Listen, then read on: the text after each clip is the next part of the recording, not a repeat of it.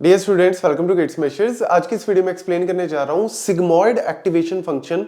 Last video में मैंने आपको एक्टिवेशन फंक्शन के बारे में बताया था कि भैया क्यों यूज होते हैं न्यूरल नेटवर्क के अंदर, क्या इनका इतना मेजर पर्पस है।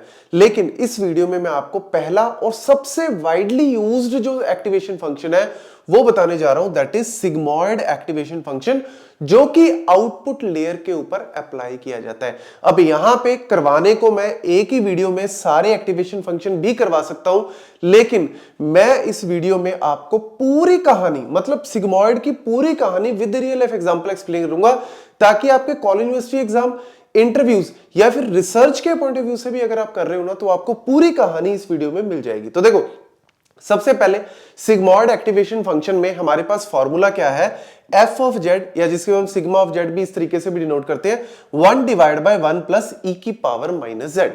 This is the formula. अब सिंपल सी कहानी मैं आपको बता देता हूं कि मेरे पास इस तरीके से लेट्स सपोज x1 x2 मेरे पास दो इनपुट थे। अब यहां पे मैंने let's suppose weight 1 weight 2 apply किया।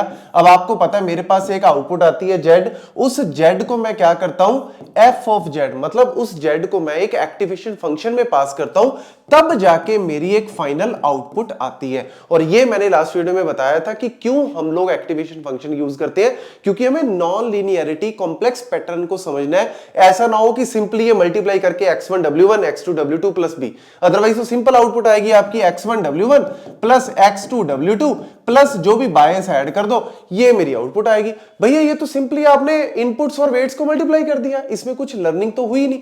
तो मॉडल को हमने अगर नॉन लीनियरिटी को लर्न करवाना है तो हम एक एक्टिवेशन फंक्शन से पास करते हैं। तो ये कहानी आपको पता है। अब मेरे पास लेट्स सपोज जो भी मैंने इनपुट दिए थे, जो भी मैंने वेट्स दिए थे, कॉरस्पॉन्डिंग इनपुट्स वेट्स को सबको मल्टीप्लाई करके, बायस को मल्टीप्लाई करके, ये फाइनली आपको पता है क्या आती है, वैल्यू जेड। अब ये मेरी जो जेड आई है, इसको मेरे को पास करना होता है एक एक्टिवेशन फंक्शन में। तो यानी यहां पे अगर आपसे पूछ ले कि ये जेड क्या है, तो ये जेड सिंपली जो हम लोग मल्टीप्लाई करके फाइनल आउटपुट पे निकालते हैं, वो मेरी जेड वैल्यू आती है। अगर हिडन लेयर है तो हिडन लेयर को भी हम लोग कंसीडर करके simply linear multiplication of inputs and corresponding weights, तो ये हमारे पास एक जेड वैल्यू होती है। जो जेड वैल्यू आएगी उसको हमने पास कर देना है इस तरीके से 1 डिवाइड बाय 1 प्लस ई की पावर माइनस जेड, और ये मेरे पास जो है वो एफ ऑफ जेड फाइनल में आ जाएगा। तो यहां पे जब भी सिग्मॉइड एक्टिवेशन फंक्शन यूज करते हैं तो ये वाला मेरा जो है वो इक्वेशन यूज होगा।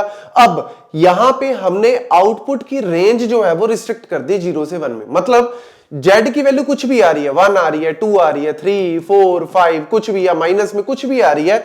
लेकिन जैसे ही मैंने इसकी वैल्यू को यहां पे पास किया तो आप यहां पे हर एक आउटपुट को 0 से 1 के बीच में रिस्ट्रिक्ट कर सकते हो। यानी अगर मैं इसको ग्राफ से रिप्रेजेंट करके दिखाऊं, ये बड़ा इंपॉर्टेंट है। लेट्स सपोज इस तरीके से मेरी ये z की वैल्यू है, तो यहां पे ये जो z की वैल्यू मेरे पास यहां पे, या तो मेरे पास जो मेरा एक्टिवेशन फंक्शन की आउटपुट आएगी या तो 0 या 1 के बीच में, यानी मेरा ये हो गया 1 और ये होगी मेरी 0। तो यानी जब भी मेरी वैल्यू आएगी वो 0 और 1 के बीच में आएगी। तो इस तरीके से आपका एक एक्टिवेशन फंक्शन जो है वो इस तरीके से बनता है। मतलब इसका एक तरह से आप ये मान के चलो कि इसका जो ये आपका ग्राफ बन रहा है, ये इस तरीके से बनेगा, क्योंकि ना तो वो वैल्यू 1 को टच करेगी, प्रॉपर पूरे 1 तक नहीं जाएगी, मतलब 0.99 कुछ भी हो सकते हैं, लेकिन 1 को टच नहीं करेगी, 1 के बिल्कुल पास तक जाएगी। और ऐसे ये 0 के भी बिल्कुल पास तक जाएगी, 0 को टच नहीं करेगी, और बीच में वैल्यू 0.5 हो गई, ये इंटरमीडिएट वैल्यू होगी। तो यानी जब भी आप इसमें z की वैल्यू पास करोगे तो आपकी फाइनल आउटपुट 0 और 1 के बीच में हमेशा लाई करेगी। तो इसने इसको बाउंड भी कर दिया, चाहे आपकी आउटपुट जो भी आ रही हो, लेकिन इसने बाउंड कर दिया कि 0 और 1 के बीच में है। और यहां पे एक और इंपॉर्टेंट आपसे पूछ सकते हैं, what is the derivative of F Z. Derivative of F Z हम लोग क्यों कैलकुलेट करते हैं, बेसिकली ग्रेडियंट डिसेंट के लिए हम लोग कैलकुलेट करना पड़ता है। जब हम बैक प्रोपेगेट करते हैं तो कई बार क्या होता है कि जैसे हमने यहां पे कुछ आउटपुट निकाली, ठीक है, अब ये जो आउटपुट आई मेरी यहां पे, डिजायर्ड आउटपुट मेरी कुछ आई और एक्चुअल आउटपुट कुछ और थी, तो दोनों के बीच में जो डिफरेंस है वो क्या होता है, आपका एरर या लॉस। तो हम लोग चाहते हैं कि इस एरर को कम किया जाए, इस लॉस को कम किया जाए। तो उसके लिए हमें अपने वेट्स को, जो ये वेट्स हैं, इनको दोबारा से ट्रेन करना पड़ता है, इनको और थोड़ा ऑप्टिमाइज करना पड़ता है। तो उसमें बैक प्रोपेगेशन की जरूरत पड़ती है, ग्रेडियंट डिसेंट की जरूरत पड़ती है, और उस चीज के लिए हमें एफ ऑफ जेड की रिक्वायरमेंट होती है। तो एफ डैश जेड का मतलब क्या है, हमेशा याद रखना, this is a derivative of derivative of F of Z. तो यानी एक तरह से एफ ऑफ जेड का डेरिवेटिव करना है विद रिस्पेक्ट टू जेड।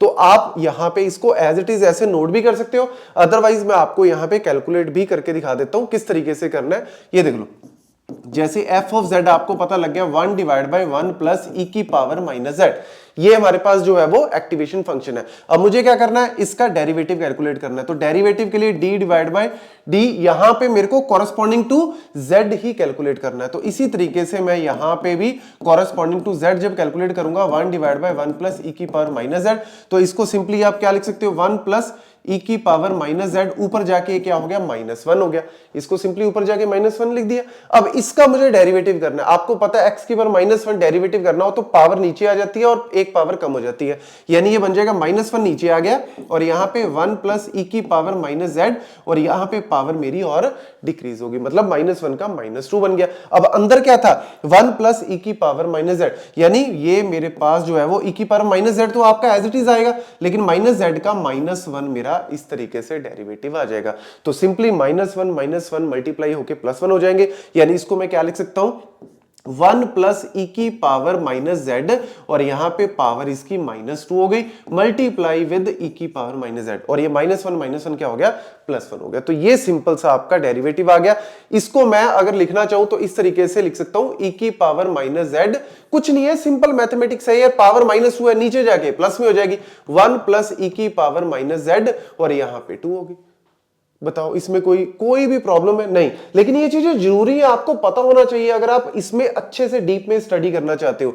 तो ये मेरे पास जो है वो डेरिवेटिव आ गया। तो मैं इसको भी लिख सकता हूं एज ए डेरिवेटिव, लेकिन अगर मैं इसको एफ ऑफ जेड की फॉर्म में ही लिखना चाहूं तो एफ ऑफ जेड की फॉर्म में लिखने के लिए सिंपली आपको क्या करना है, इसको एक बार ओपन कर लो। जैसे मैं इसको कैसे लिख सकता हूं, ई की power minus z divide by 1 plus e की power minus z multiply with 1 divide by e की पावर माइनस जेड, 2 बार है ना, पावर 2 है, तो एक बार मैंने यहां लिख दिया, एक बार यहां लिख दिया। अब आपको पता है, ये तो आपको पता ऑलरेडी, ये तो मेरा एफ ऑफ जेड ही था, ये तो मेरा एफ ऑफ जेड ही था, इसको तो एज इट इज लिख दो। अब इसको अगर आपने ओपन करना है तो ई की power minus z divide by 1 plus e की पावर माइनस जेड, इसको करने के लिए सिंपली क्या करना है, कुछ नहीं है, बेसिक मैथमेटिक्स, 1 प्लस -1, मतलब एक तरह से कुछ भी नहीं है, एक ऐड कर दिया, एक कम कर दिया। अब यहां पे आपको पता है, इसको इकट्ठा लिख दो, 1 प्लस ई की power minus z divide by 1 plus e की power minus z -1 divide by 1 plus e की पावर माइनस जेड, इसको कंबाइन करके ताकि इसको मैं क्या कर सकूं 1 लिख सकूं, दैट्स इट।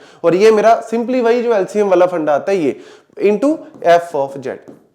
अब ये क्या था, ये क्या था, अगेन ये एफ ऑफ जेड ही तो है, तो यानी 1 ये वाला माइनस एफ ऑफ जेड आ गया, और इसको हमने मल्टीप्लाई कर दिया एफ ऑफ जेड से। सिंपल मैथमेटिक्स लगाया और डेरिवेटिव फाइनली हमने, आप यहां तक भी कर सकते हो, ये भी वैलिड है।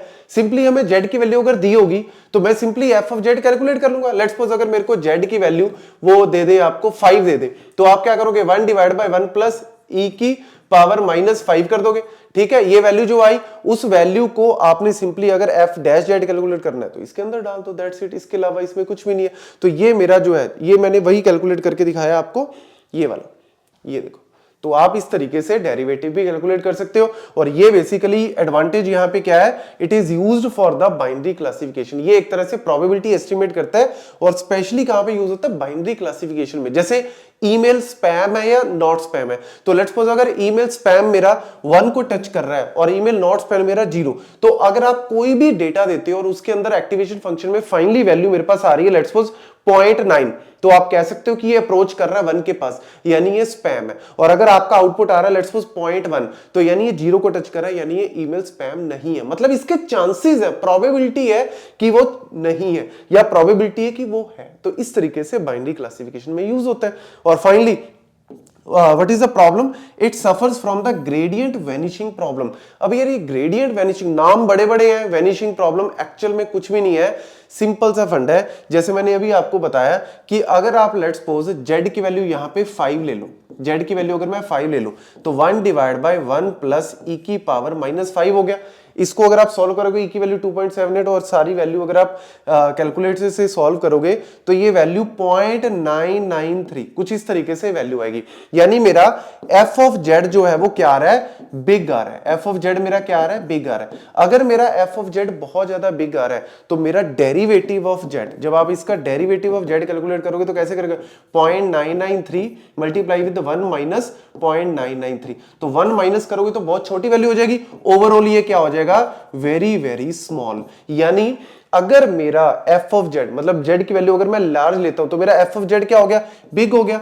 तो उस केस में आपका जो एफ डैश जेड है, जो डेरिवेटिव है, जो ग्रेडियंट है, वो बहुत ज्यादा स्मॉल हो जाता है। ऐसे ही अगर आप ये वाला एफ ऑफ जेड अगर स्मॉल लेते हो तो उस केस में भी ये क्या हो जाता है, स्मॉल। तो कहने का मतलब क्या है कि अगर मेरी वैल्यू बीच में लाई कर रही है फिर तो डेरिवेटिव ठीक है, फिर तो मेरा ग्रेडियंट डिसेंट फाइन है, प्रॉपर वर्क कर रहा है। अदरवाइज इसकी वैल्यू बहुत ज्यादा स्मॉल हो जाती है। और अगर ग्रेडियंट की वैल्यू मतलब मेरे जो ग्रेडियंट मतलब जब भी ग्रेडियंट मतलब आपको आ जाए तो समझ आना डेरिवेटिव की बात करें, जब भी आपकी डेरिवेटिव की वैल्यू बहुत ज्यादा कम आ जाती है तो उस केस में आपको बोलते हैं यहां पे वैनिशिंग प्रॉब्लम।